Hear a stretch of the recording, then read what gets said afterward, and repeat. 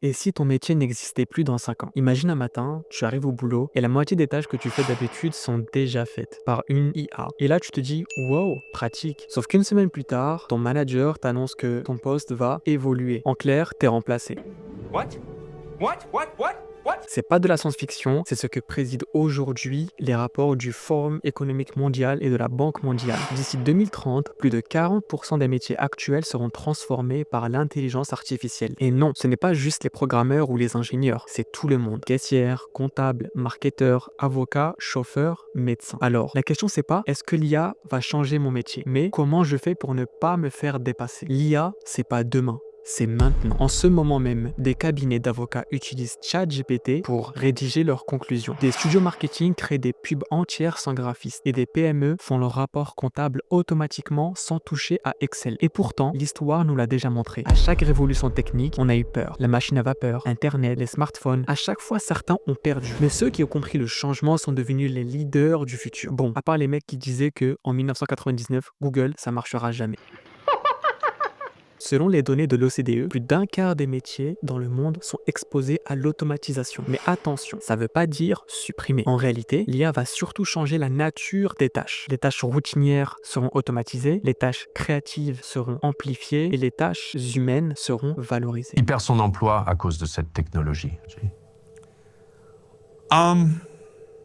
Je vais nuancer ça avec l'affirmation évidente, mais d'une importance capitale. Personne ne peut prédire Je suis l'avenir, d'accord. c'est un fait.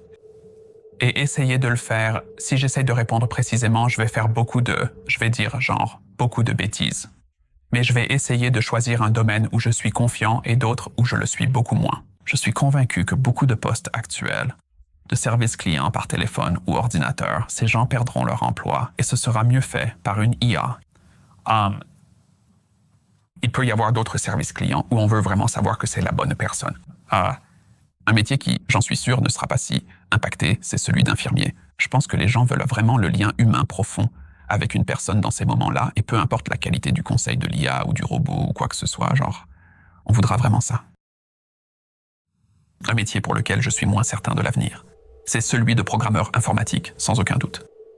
Ce que signifie être programmeur aujourd'hui est très différent de ce que ça signifiait il y a 2 ans. On peut utiliser ces outils d'IA pour être bien plus productif, mais c'est toujours une personne qui est là, et elle est capable de générer beaucoup plus de code, de gagner beaucoup plus d'argent qu'auparavant. Et il s'avère que le monde voulait tellement plus de logiciels que ce que le monde avait la capacité de créer auparavant, qu'il y a juste un incroyable excédent de demande. Si on avance de 5 ou 10 ans, à quoi ça ressemblera? Plus ou moins d'emplois? Sur ce point, je suis incertain. Mais il y aura un remplacement massif et peut-être que ces gens trouveront quelque chose de nouveau intéressant. Vous savez, de lucratif à faire. Mais quelle ampleur aura ce remplacement, à votre avis? Quelqu'un m'a dit récemment que la moyenne historique est d'environ 50% des emplois qui changent de manière significative. Peut-être qu'ils ne disparaissent pas complètement, mais ils changent de manière significative tous les 75 ans en moyenne. Donc, les métiers les plus menacés, c'est pas tel ou tel poste, c'est ceux où tu n'apprends plus rien. Là où tu répètes la même action tous les jours. Une IA peut faire mieux, plus vite et sans pause café. Mais là où tu analyses, décides, communiques, inspires, l'IA devient ton allié, pas ton remplaçant. Parce qu'il y a l'autre côté de l'histoire. L'IA va créer des milliers d'emplois, pas forcément ingénieur IA, mais des métiers augmentés comme l'IA content stratégique, prompt engineer, auditeur de données et plein d'autres encore. Les rapports de PwC et de WUF parlent de 2,6 à 4,4 trillions de dollars de valeur économique créée chaque année grâce à la Gen AI. Ça veut dire une chose, les gros gagnants, ce seront pas les plus intelligents, ce seront les plus adaptables. En clair, soit tu deviens celui qui comprend et utilise l'IA, soit tu travailles pour quelqu'un qui l'utilise mieux que toi. L'IA ne va pas te remplacer, mais quelqu'un qui sait s'en servir, oui. Alors évidemment, tout n'est pas tout rose. Il y a des dangers. On parle de perte d'emploi, d'entrée de carrière, de fausses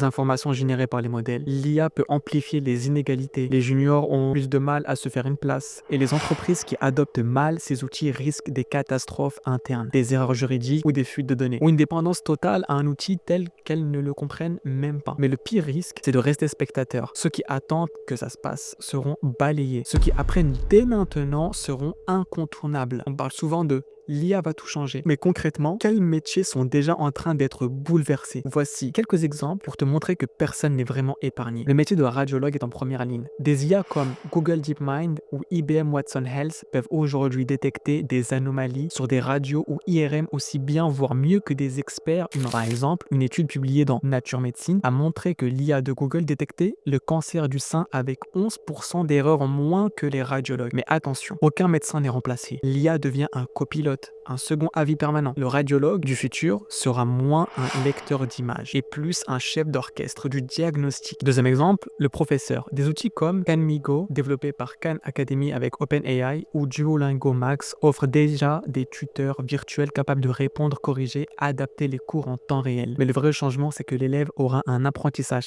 personnalisé à 100%. Rythme, vocabulaire, difficulté, tout sera ajusté automatiquement. Le rôle du professeur va évoluer. Il ne sera plus juste celui qui transmet, il deviendra un coach, un mentor humain dans un environnement d'apprentissage numérique. Enfin, parlons des créatifs, les graphistes, les monteurs, les designers. Il y a un an, beaucoup pensaient que l'IA ne pourrait jamais créer de l'art. Aujourd'hui, des outils comme Runway, Midjourney, Pika, Sora génèrent des visuels, des vidéos, des animations en quelques secondes. Est-ce que ça tue la créativité? Non, ça change le rôle du créateur. Le graphiste de demain ne passera plus 3 heures à découper une image.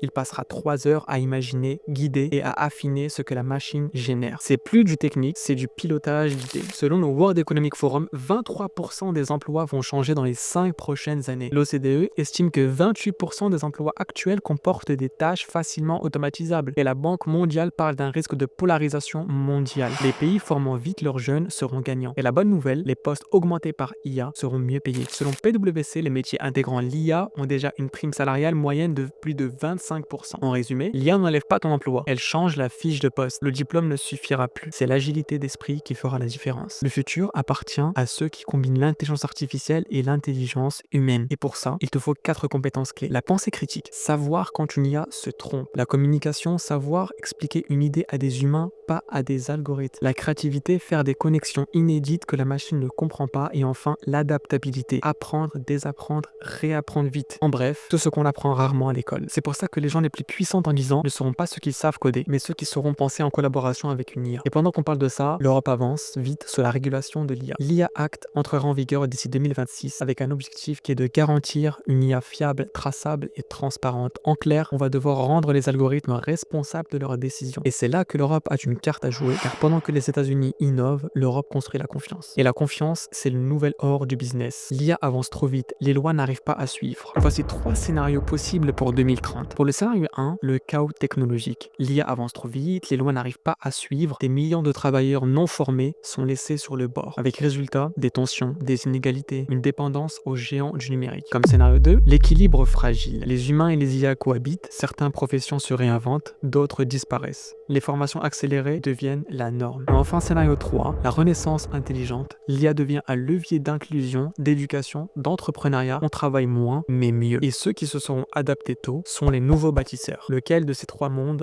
tu veux voir? N'hésite pas à me le dire en commentaire. Ok, maintenant on parle concret. Comment tu t'y prépares, toi, dès aujourd'hui? Voici un plan simple que tu peux appliquer en 6 mois. Première étape, apprends à dialoguer avec une IA. Apprends le prompting, comprends comment formuler, guider et corriger. L'IA, c'est pas une baguette magique. C'est un stagiaire surdoué qu'il faut bien briefer. Deuxièmement, commence à identifier les parties de ton métier que l'IA peut t'aider à accélérer. Si tu gagnes 2 heures par jour grâce à elle, garde ce temps pour créer de la valeur humaine, réfléchir, apprendre, innover. Troisièmement, forme-toi en continu. Même 15 minutes par jour sur YouTube change tout. Et surtout, teste. N'attends pas d'être un expert pour commencer. Les gens surestiment ce qu'ils peuvent faire en un mois, mais sous-estiment totalement ce qu'ils peuvent faire en 6 mois. Voici les 3 compétences que tu peux commencer à maîtriser dès aujourd'hui. Le prompt engineering, savoir parler aux IA génératifs comme ChatGPT, Claude, Gemini. L'automatisation no-code, faciliter des processus, automatiser des tâches répétitives avec Make, Zapper, Notion et N8N. Également, comprendre la data avec Python, SQL. Savoir interpréter la data est devenu très important aujourd'hui. On vit la plus grande transformation professionnelle depuis Internet. Certains vont la subir, d'autres vont en faire une opportunité. L'IA, c'est pas une menace, c'est un miroir. Elle révèle ce qui s'adapte et ce qui résiste. Le futur ne sera pas 100% humain, ni 100% machine, il sera hybride. Et tout dépend de ce que toi, tu décides d'en faire aujourd'hui. Si cette vidéo t'a ouvert les yeux, laisse un like, partage-la à quelqu'un qui doit se réveiller et dis-moi en commentaire, dans ton métier, tu penses que l'IA va t'aider ou te remplacer? Abonne-toi parce que le futur arrive plus vite que tu ne le crois et ici, on va apprendre à s'adapter.